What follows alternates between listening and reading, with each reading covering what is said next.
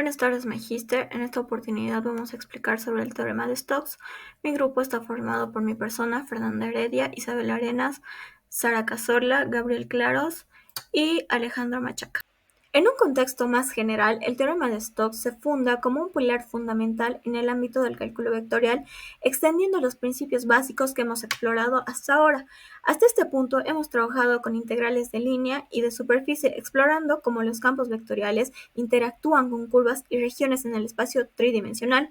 Sin embargo, el teorema de Stokes lleva nuestra comprensión un paso más allá, estableciendo una conexión intrínseca entre la circulación de un campo vectorial alrededor de una curva cerrada y el flujo rotacional de ese campo a través de la superficie encerrada por la curva. En esencia, estamos ampliando nuestras herramientas matemáticas para abordar problemas más complejos, proporcionándonos una herramienta poderosa para analizar el comportamiento de campos vectoriales en contextos tridimensionales.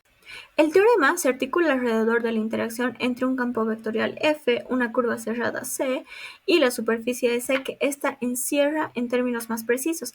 El teorema establece que si tenemos un campo vectorial F que satisface ciertas condiciones en una región del espacio tridimensional, y si consideramos una curva cerrada C, que es la frontera de una superficie S, entonces la integral de la circulación de F alrededor de C es igual a la integral del flujo rotacional de F a través de la superficie S. Mi nombre es Alejandro Machaca Villena y hablaré sobre las condiciones de aplicabilidad del teorema de Stokes. Para aplicar este teorema es necesario cumplir con ciertos requisitos. Primeramente, debemos asegurarnos de que nuestro campo vectorial F sea continuo en la región que nosotros estamos considerando, lo que quiere decir que las derivadas parciales deben existir y ser continuas en el dominio. Segundo, la orientación de la curva cerrada C debe ser coherente con la orientación positiva de la superficie S. Esta podemos vincularlo con la regla de la mano derecha, la cual vemos en la diapositiva, en la cual podemos ver el sentido que tiene la curva C en dirección positiva al de la superficie y el pulgar apunta en dirección positiva de la normal de dicha superficie. A continuación hablaré sobre el rotacional de un campo vectorial, que es muy importante al momento de aplicar este teorema. En términos sencillos, el rotacional de un campo vectorial mide la tendencia de un campo a girar alrededor de un punto, lo que hace que nosotros, al conseguir el flujo rotacional a través de la superficie, es como contar cuánto gira el campo a través de dicha superficie.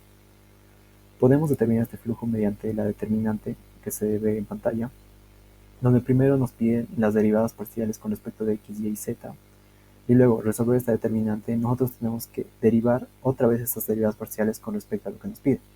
Por ejemplo, en el primer paréntesis tenemos que la derivada parcial de z tenemos que derivarla otra vez pero con respecto de y lo tenemos que restar con la derivada parcial de y con respecto de z. Una vez resolvemos todo esto, nos va a dar el rotacional de nuestro campo. Yo les voy a hablar sobre la interpretación geométrica. Desde una perspectiva geométrica, el teorema de Stokes nos ofrece una visión fascinante de cómo la circulación alrededor de una curva cerrada C y el flujo es rotacional a través de la superficie S que esta curva encierra están entrelazados. Es como, imaginen que estás siguiendo la trayectoria de un campo vectorial F a lo largo de una curva Fs. La integral de circulación te da una medida de cuánto gira el campo vectorial mientras sigue la curva cerrada. Ahora, piensa que la superficie S, que está encerrada por la curva C, el rotacional que viene haciendo gradiente por F, nos proporciona información sobre cómo el campo vectorial rota localmente cada punto de S. Entonces, la integral de flujo del rotacional a través de S nos dará una medida de la cantidad total de rotación a través de toda la superficie. El teorema de Stokes, es muy asombroso del teorema de Stokes, es que establece que estas dos cantidades, la circulación alrededor de C y el flujo del rotacional a través de C, son equivalentes. Es como si la información local sobre la rotación de la superficie se condensara en la circulación alrededor de la curva, de la curva cerrada.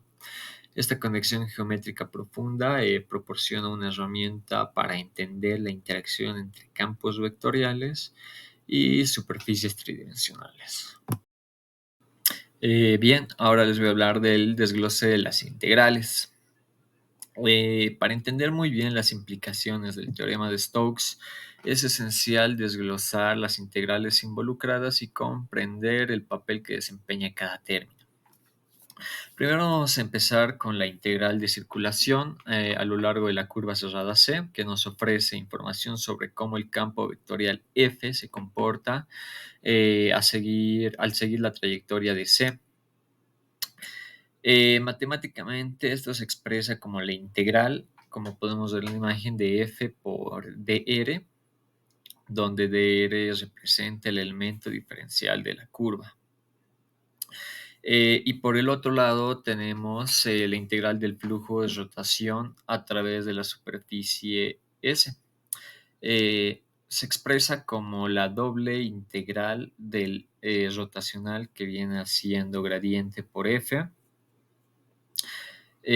por ds. Aquí el rotacional, o sea, el gradiente por F sería el rotacional del campo vectorial y ds sería el vector diferencial en el área de superficie S.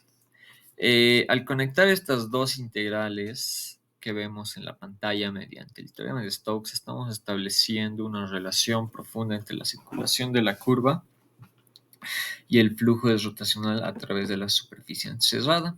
Este enlace nos va a proporcionar una herramienta valiosa para analizar el comportamiento de campos vectoriales en contextos 3D, o sea, tridimensionales en R3, y se convierte en un paso esencial en la resolución de problemas prácticos mediante el uso del cálculo vectorial.